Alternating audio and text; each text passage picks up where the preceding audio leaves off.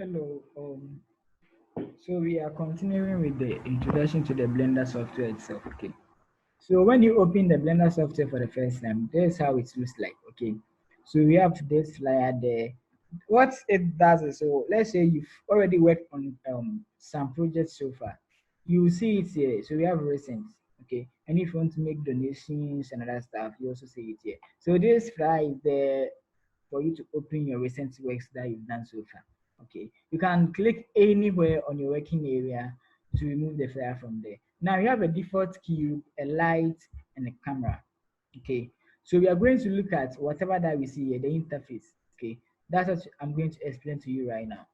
Okay, so you have this long bar here called our informational panel. Now, what it does is it provides us with information concerning the software itself. Okay, so as we all know, let's say when you are done with your project, your animation, you want to import anything, save any other stuff.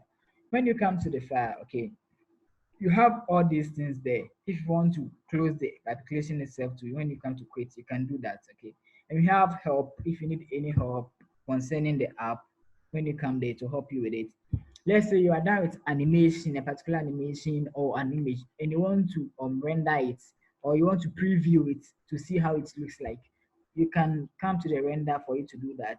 Then we have defaults. Okay, these things there are 3D view animation. Okay, so let's say in a situation where you are dealing with game development, okay, you cannot use 3D view or the defaults to do it. Okay, this is the reason it will not provide you with the features to work with the game.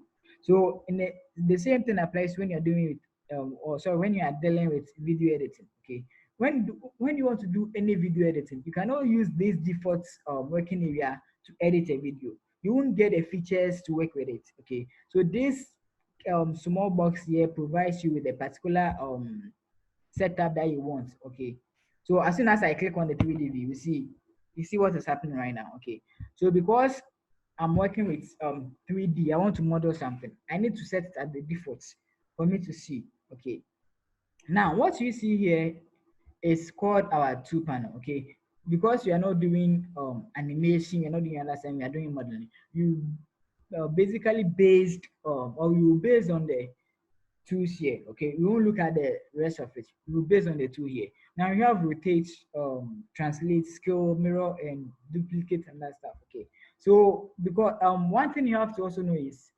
anything that you perform, make sure the object is selected. If not, it won't work.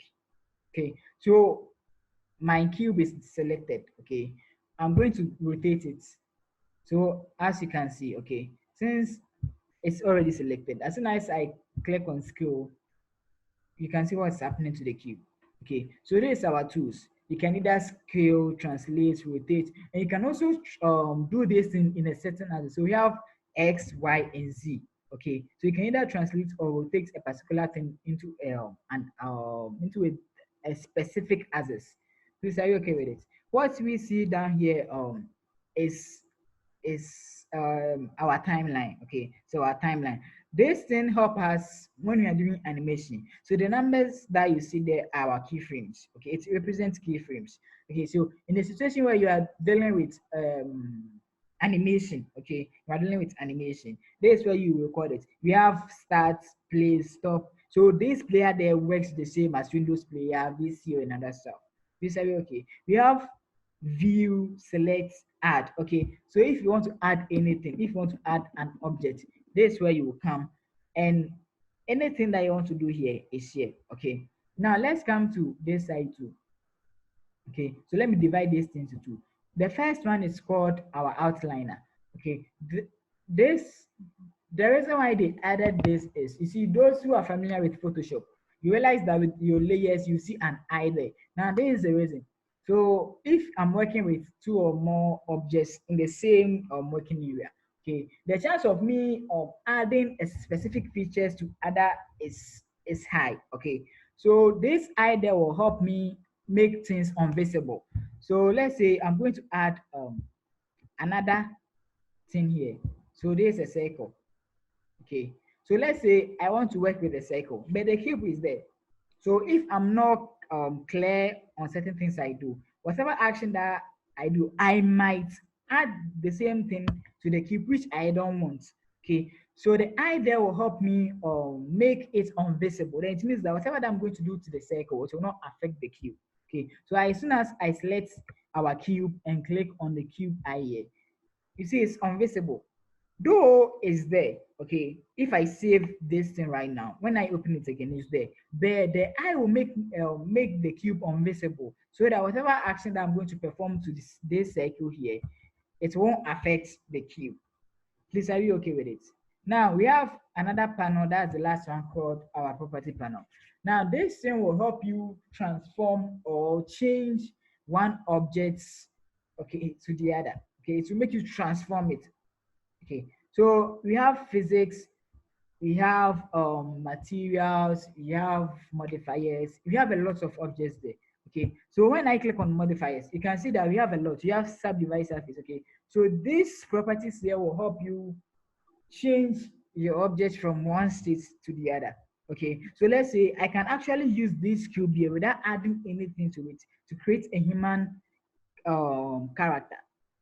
For me to do these things, the properties panel will help me do that by subdividing, by adding waves and other stuff will help me create, how do you call it, the human character that I want. Okay, so that's the user interface of the Blender. Okay, that's the user interface. So whatever that you see there is what I've explained to you. Please, are you okay? So we have our properties panel here, our outliner, our information panel, our tools panel, then our timeline here. Okay, so you have to know these things so that when we are working with projects and I say, oh, maybe go to this side or that side, you know what I'm talking about. Please, are you okay with it? Okay, so I think we can end the class here. So next week we can start with, or we can go deeper into it and explain certain things to you all.